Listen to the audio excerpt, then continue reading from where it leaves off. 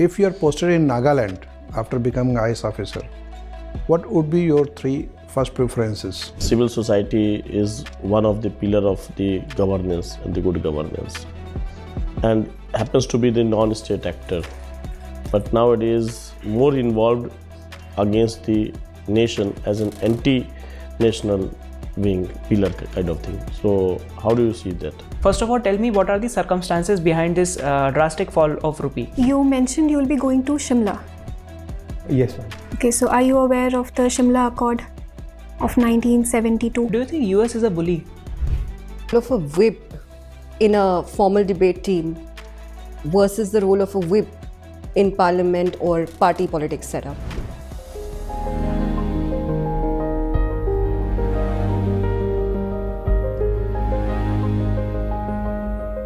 May I? Come in, Sirs? come in. Good evening, ma'am. Good evening, sirs. Good evening. Have a seat, Akansh. Thank you, sir. Okay. Introduce yourself. Sir, my name is Akansh Dhull.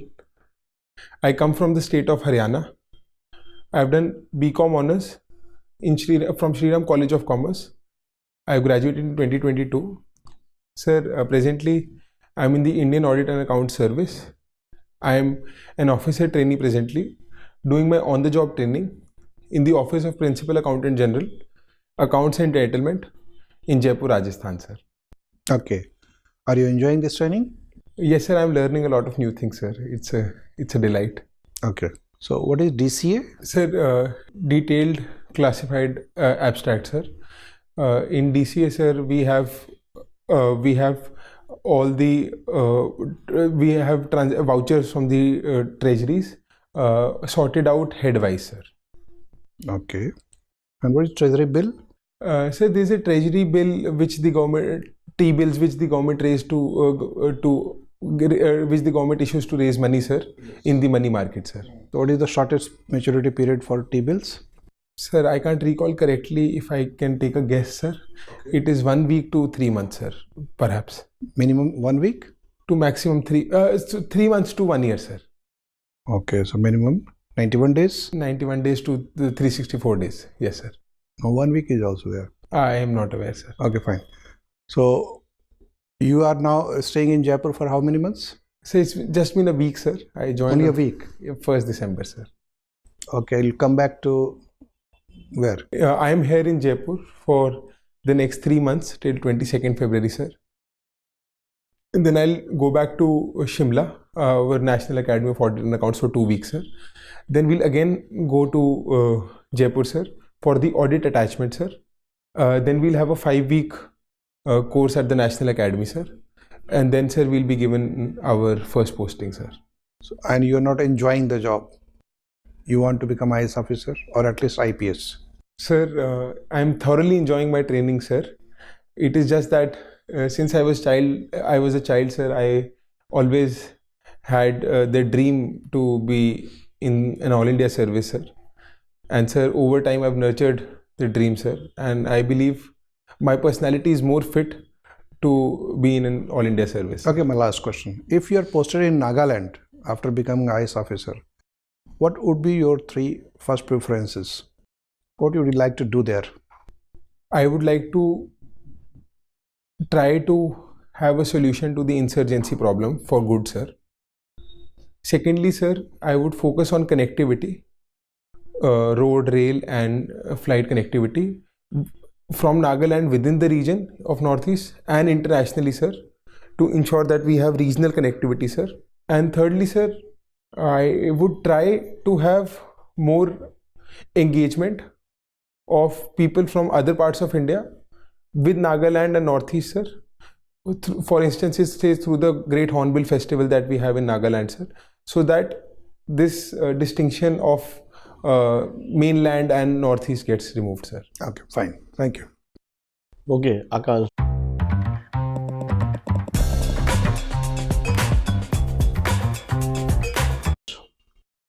Recently, it has been announced that the state has to send its entire bill, means exchequer's details to the CAG every month. So why it is so? Sir, I didn't follow, sir. recently it has been announced that the state exchequer's details has to be sent to the CAG every month. I haven't followed the particular news, sir. But, sir, as far as I am aware with my limited knowledge of accounting, sir, the details of the state exchequer go to the CAG every month through the monthly civil accounts, which the CAG office only prepares, sir. And then the appropriation account and the finance account are also in knowledge of the CAG, sir. It was in news 10 days before. Sir, I'll definitely go and read more on that, sir. See, there has been various issues on the national song these days, and even 10 days discussion has been fixed in the parliament. So what is the issue regarding that national song over that? Sir, I have not followed this news, sir. I'll read more on that, sir. Okay, so you must be knowing that civil society is one of the pillar of the governance and the good governance, and happens to be the non-state actor, but nowadays more involved against the nation as an anti-national wing pillar kind of thing. So how do you see that? Sir, the action taken by some of the civil society organizations might have had a bearing on the country, sir, which is why there is a perception of civil society being anti-national in one sense, sir. But, sir, we have seen numerous umpteen of civil society organizations which work in tandem with the government, sir, and which work in tandem with the citizens, sir, to ensure that governance in India is streamlined and also reaches to the last mile, sir. See, doctrine of basic structure, which has been propounded under the Kesavan Bharti case 1973, and that has limited the power of the parliament and all that. It's one of the most important invention of the Supreme Court. Now itself under challenge. Why?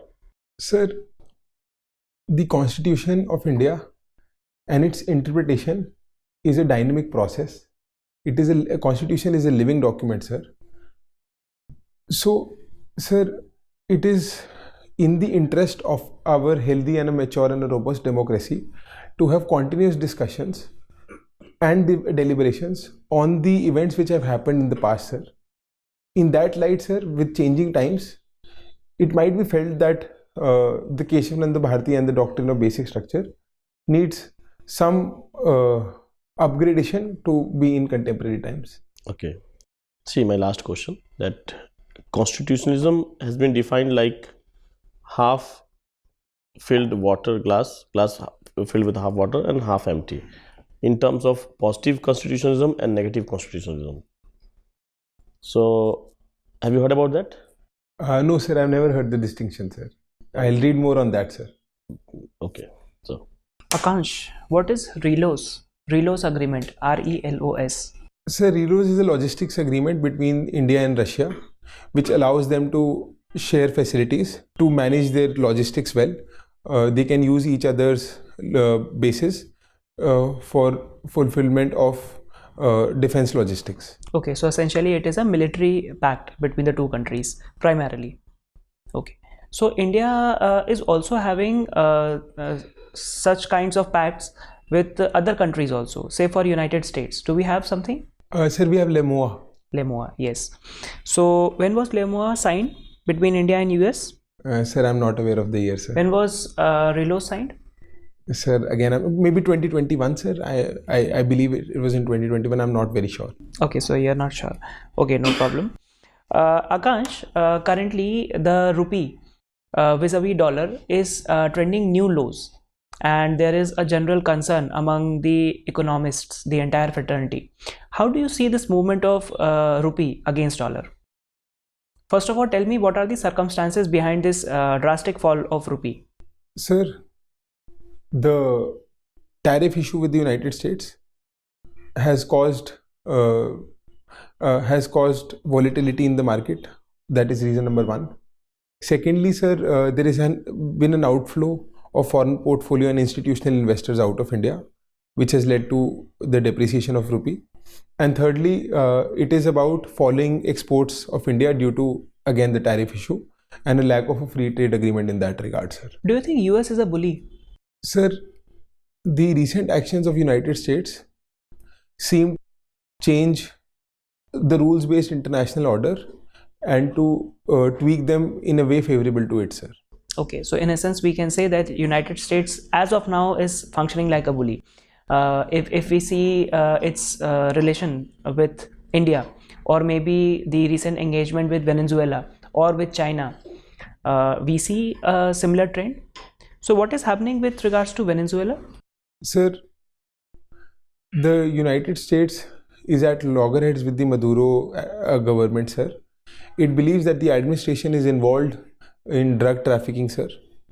And on that pretext, the United States is putting pressure on Venezuela. And sir, some of the experts are also saying that it is an effort and an excuse for regime change. Okay, so talking about regime change, what do you know about color revolution? Sir, I'll have to read more on that, sir. Not aware? No, sir. Okay. My last question to you. We witnessed a regime change scenario in Bangladesh and something on similar lines in Nepal also. Essentially not a regime change, but a regime displacement for sure. What were the underlying common causes between these regime disintegration in these two countries? Sir, the common causes can be, sir, dissatisfaction with the administration over issues like corruption, high unemployment, the use of social media to engineer protests, and sir, other issues. Okay, thank you.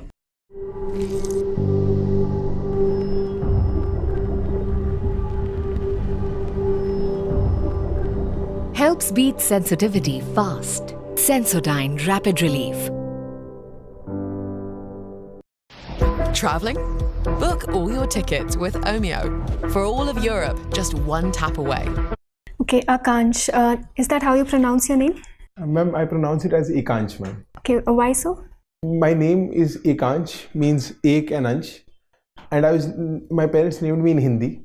So when they translated it, they were not aware about the English language, so they thought it's A. So they named it as Akansh, ma'am. Okay, all right. Are you aware of the different GDP calculation methods? Ma'am, I only have a cursory understanding. I'm not very aware. Okay. Are you aware that IMF gave us a C ranking for our GDP calculation? Yes, ma'am. I recently read the news. Okay, so what do you think can we do to improve this ranking? Ma'am, I don't know the details. I'll have to read more on that. Okay, no problem. Are you aware of the recent issue around Article 240 for Chandigarh's inclusion in it? Yes, ma'am. I'm aware, ma'am. It was about the Home Ministry's push to have an independent Lieutenant Governor for the administration of Chandigarh. And presently, Chandigarh has an administrator, and the Governor of Punjab is the ex officio administrator of Chandigarh. So these MHA wanted a separate independent Lieutenant Governor for Chandigarh. Is that all, or something else is also going to happen if it's included in Article 240? Will President get some powers here?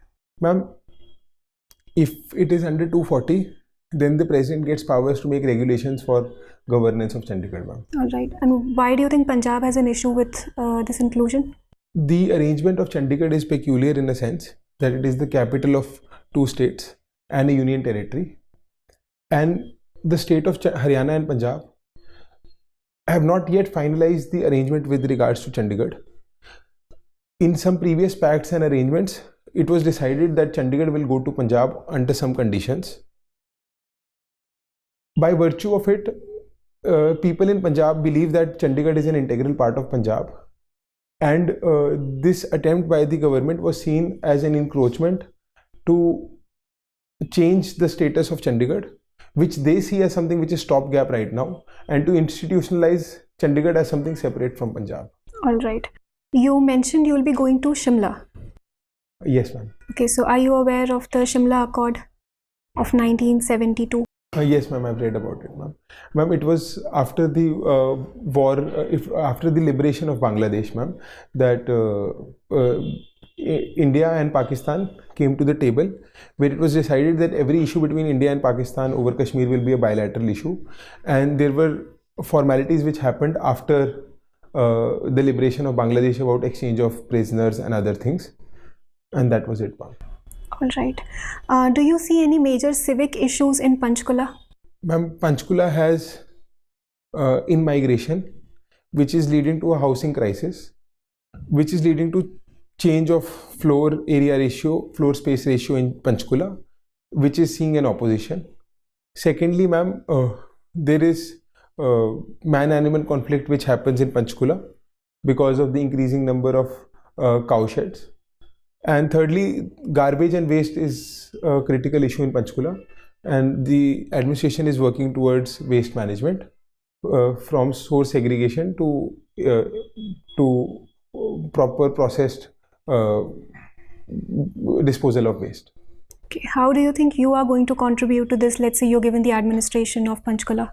Ma'am, on the waste management front, I would have civic engagement because Panchkula has high literacy. So I would make people aware the importance of source segregation of waste. On the issue of man-animal conflict, I would have designated areas to protect and preserve animals, but not let them loose. Thirdly, the larger issue in Panchkula is about haphazard urbanization because some villages are a part of the city. So we'll have to ensure an integrated governance for the city by managing both aspects collectively and focusing together on those aspects together. So having a district metropolitan committee would also be a step in that direction. Okay. You mentioned that you enjoy playing chess. So, is there a specific reason that there are only white and black colors that are used on the chessboard? Ma'am, I believe there is no specific reason per se. It is something which has evolved over time. And I think that is it, ma'am. If there's something else, I'll definitely read on that. Sure. And what is the difference between snooker and pool, since you also enjoy playing snooker? Ma'am, the table of snooker is bigger. The balls in snooker are more. Snooker has 22 balls. Pool has less number of balls. The table is shorter. So the skill level required in snooker is much more than pool, ma'am. Okay. Thank you. Hello, Akansh. So you are interested in debating. Ma'am. What is the role of a whip in a formal debate team versus the role of a whip in parliament or party politics setup? Ma'am, in the debating format that we used to have, the role of whip was to counter the arguments of the opposing team, ma'am. In the parliamentary system, the role of a whip is to enforce and regulate conduct of fellow party members and enforce discipline, particularly on sensitive and critical issues, and to ensure voting in a particular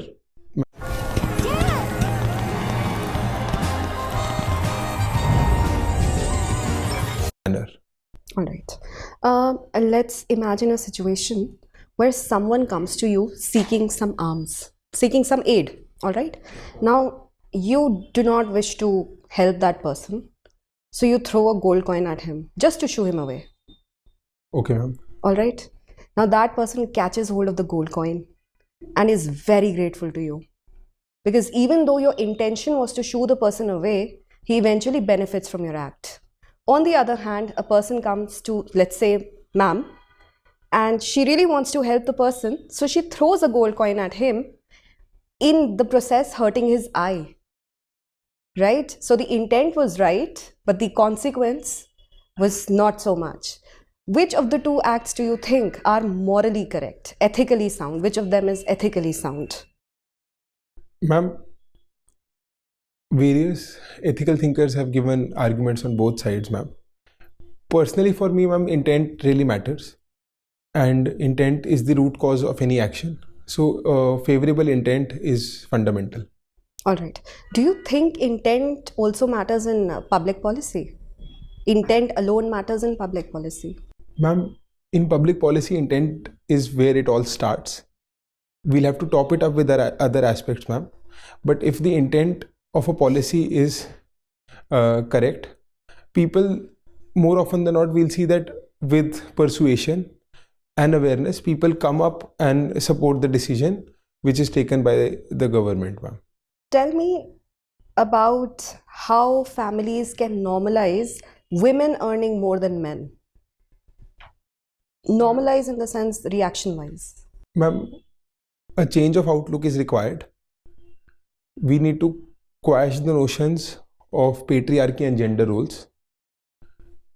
It should start with having gender sensitive education right at the grassroots level. These notions of gender, male ego is something which we are subconsciously taught at the school level, at the early level by society, and there's never an opposition to them. So sensitization from the formative years with apt role models deliberating on the same can be a step in that direction. What is kitchen in pickleball? Ma'am, kitchen is the area closer to the net where you can't step in to hit a volley, ma'am. So when we are playing pickleball, we can't step in the kitchen while we are hitting for a volley. Whenever we are serving, the serve cannot land in the kitchen, ma'am. And why is this rule in place? Ma'am, pickleball is a sport in which volley shots have a predominant advantage. So if the kitchen rule won't be there, players will come very close to the net and will hit the shot at volley, which will not allow a rally to happen. So it will break the flow of the game and the game will not build up per se. So the kitchen rule ensures continuity in the game. All right. Thank you, Akansh. Akansh, who was the first CAG of India? Sir, it was Sir Edward Drummond, sir. First CAG after independence. Sir, I'm forgetting the name, sir. And who is the current CAG? Sir, it's K. Sanjay Murthy, sir. That's correct. Who is the chief economist in Ministry of Finance? Sir, Anand Nageshwaran, sir, is the chief economic advisor, sir. Okay. And who publishes economic survey? Sir, the chief economic advisor publishes the economic survey. The chief economic advisor or Ministry of Finance? I beg your pardon, sir. I meant chief economic advisor prepares the report which is published by the Ministry of Finance. Okay. Fine, Akansh. Your interview is over. You may go now.